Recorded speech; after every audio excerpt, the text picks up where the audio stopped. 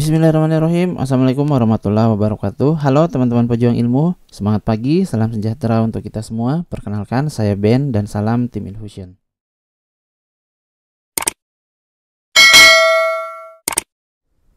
Oke, kembali lagi di prediksi G2 dan ini sudah bagian ketiga. Terima kasih banyak atas respon pada video-video sebelumnya, teman-teman. Kali ini kita akan kembali membahas soal-soal yang bentuk-bentuknya itu sering muncul pada tes CPNS, khususnya kemarin di tahun 2021. Itu soal-soalnya kan bentuknya itu sudah berubah, sudah tidak sama lagi dengan tahun-tahun sebelumnya, tetapi cara pengerjaannya sebenarnya sama, teman-teman. Esensinya itu sama. Nah, pada prediksi 3 ini akan lebih banyak soal-soal yang bentuknya ini selalu muncul gitu, teman-teman. Nah, bagi teman-teman yang baru bergabung dengan channel ini, sekali lagi mohon bantuannya, klik tombol subscribe dan lonceng yang ada di bawah. Bantu kami untuk mengembangkan channel ini. Mari kita bertumbuh dan berkembang bersama. Semoga sama-sama bisa menjadi ASN, ya, mengabdi kepada negara, melaksanakan fungsi dan tugas ASN. Nanti kita bahas lebih jauh karena kami kemarin juga sudah latsar dan sebagainya. Oke, nah sekarang sebelum kita masuk ke pembahasan, seperti biasa silakan teman-teman kerjakan terlebih dahulu soal-soal berikut ini.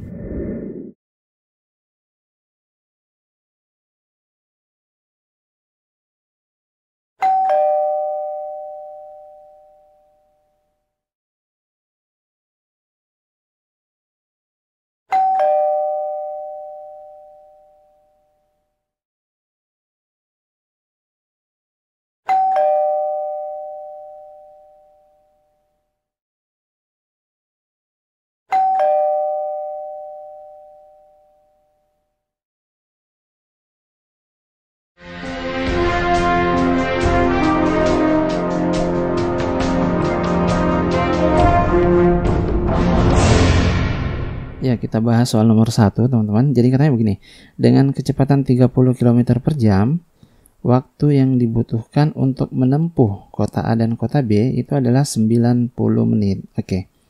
Pertanyaannya adalah berapa kecepatan yang diperlukan kalau waktunya 1 jam. Oke, lagi-lagi ini soal perbandingan, teman-teman. Jadi kita punya perbandingan antara kecepatan gitu ya. Oke, dengan waktu. Oke. Nah, katanya begini, kalau kecepatannya 30 km per jam, waktu tempuhnya itu adalah 90 menit. Ingat, ini satuannya adalah menit. Oke.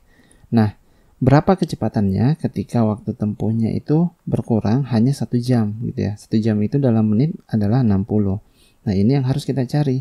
Kita misalkan saja dengan X, teman-teman. Nah, dari sini kita bisa lihat keterkaitannya. 90 ke 60 itu kan berkurang, jadi durasinya berkurang. Kalau begitu, biasanya kalau waktu tempuhnya lebih cepat, maka kecepatannya pasti bertambah. Nah, ini bertambah. Jadi ini adalah soal perbandingan berbalik nilai, teman-teman. Nah, kalau masih ingat, soal perbandingan berbalik nilai ini kita kali lurus saja. Oke, kali lurus. Nah, maksudnya kali lurus itu kita kalikan ini dengan itu. Kita peroleh 60x gitu ya. Kemudian yang di atas juga kita kali 30 dikali 90. Nah, diperoleh X sama dengan 30 kali 90 dibagi 60. Nah, ini teman-teman bisa sederhanakan. 30 bagi 31, 60 bagi 32. Jadinya nanti diperoleh 90 per 2, atau kalau dibagi hasilnya 45. Jadi jawabannya adalah 45 km per jam atau Charlie, teman-teman. Nah, kalau teman-teman perhatikan dari soal dari video pertama prediksi 1 sampai prediksi yang sekarang ini, itu lebih banyak contoh perbandingan senilai maupun berbalik nilai, teman-teman, karena memang konsep ini paling banyak digunakan di soal-soal SKD. Oke, supaya lebih paham lagi kita masuk ke soal berikutnya, soal nomor 2. Oke, soal nomor 2 katanya begini, jarak rumah Alman dengan kantor itu 120 km. Ini jarak ya. Nah, setiap hari Alman mengendarai sepeda motor dengan kecepatan rata-rata itu 60 km per jam, durasi waktunya adalah 2 jam. Pertanyaannya adalah, berapakah kecepatan rata-rata yang harus dilakukan oleh Alman ini supaya perjalanannya itu waktunya bertambah gitu, menjadi 3 jam. Jadi dia tidak terlalu buru-buru. Nah, berarti seperti soal sebelumnya, kita punya hubungan antara kecepatan Oke, dengan waktu. Oke, nah sekarang katanya kan begini, kalau kecepatannya 60 km per jam, waktu tempuhnya 2 jam. Oke, kita gunakan satuan jam ya. Pertanyaannya, kalau waktunya 3 jam, maka kecepatannya berapa? Nah, ini kan semakin lama waktunya, oke, semakin bertambah waktunya, maka kecepatannya itu pasti semakin berkurang, teman-teman. Jadi dia semakin lambat.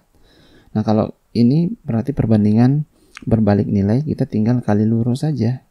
X kali 3 nanti diperoleh 3X, kemudian 60 kali 2 berarti, ya kita tulis begini saja dulu, nanti diperoleh X sama dengan 60 bagi 2, 60 kali 2 bagi 3 gitu.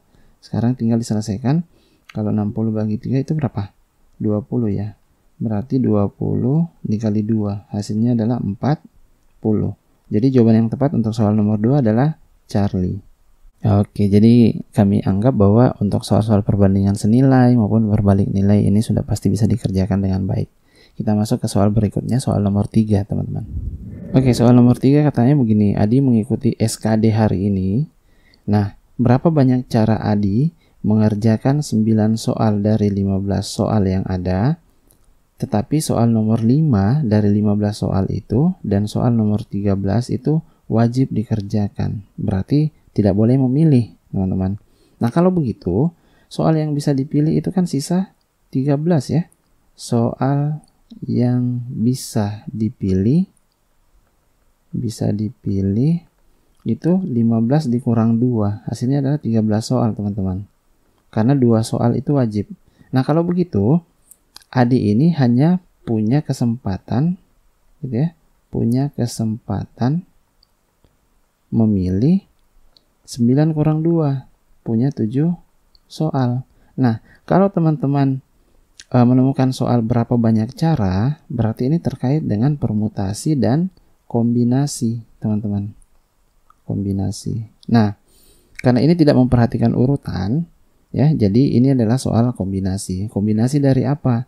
Kombinasi dari 7 yang bisa dipilih dari 13 soal yang ada. Nah, masih ingat cara mencari kombinasi? Jadi kalau kombinasi itu kombinasi R unsur dari N unsur, itu berarti N faktorial dibagi N dikurang R faktorial dikali R faktorial, dengan syarat bahwa R itu kurang dari sama dengan N. Tidak boleh R-nya lebih dari N. Nah, kalau begitu, ini kita kotakin aja.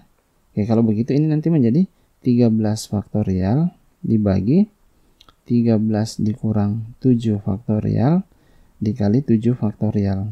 Nah, untuk faktorial pasti masih ingat dong.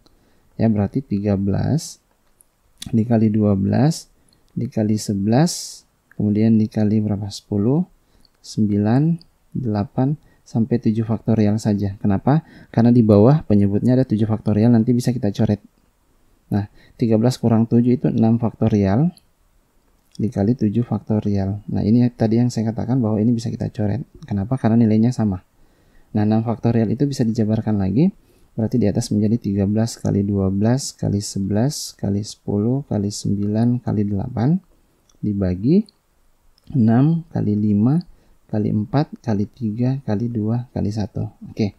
Kalau kita sederhanakan, 12 dibagi 6 itu 2 ya. 10 dibagi 5 itu juga 2. 9 dibagi 3 itu 3. 4 kali 2 itu 8. Habis. Berarti yang tinggal adalah 13 kali 2 kali 11 kali 2 kali 3. Nah, ini kalau dikali hasilnya adalah 1716. Jadi jawaban yang benar untuk soal nomor 3 adalah alfa. Nah, bagi teman-teman yang punya jawaban berbeda atau punya cara yang lebih mudah, silakan tinggalkan di kolom komentar supaya teman-teman yang lain bisa tahu kelirunya di mana ataukah cara yang lebih mudahnya itu seperti apa. Oke, saya kira itu untuk soal nomor 3. Kita bisa masuk ke soal berikutnya. Oke, soal nomor 4 katanya begini, kita diberikan A dan B. A itu adalah harga fotokopi 5 buku 150 halaman. Nah, masing-masing itu harga per halamannya 125. Sedangkan B itu harga fotokopi 3 buku, oke. A itu 5, sedangkan B itu 3. banyak halamannya juga berbeda, tetapi yang sama itu adalah harga per halamannya. Oke, ini kan gampang ya. Kalau mau dicari harganya kan tinggal dikali semua saja. Berarti harga fotokopi itu adalah 5 kali 150 kali 120. Oke, tapi karena harganya sama, berarti ini boleh kita abaikan saja teman-teman.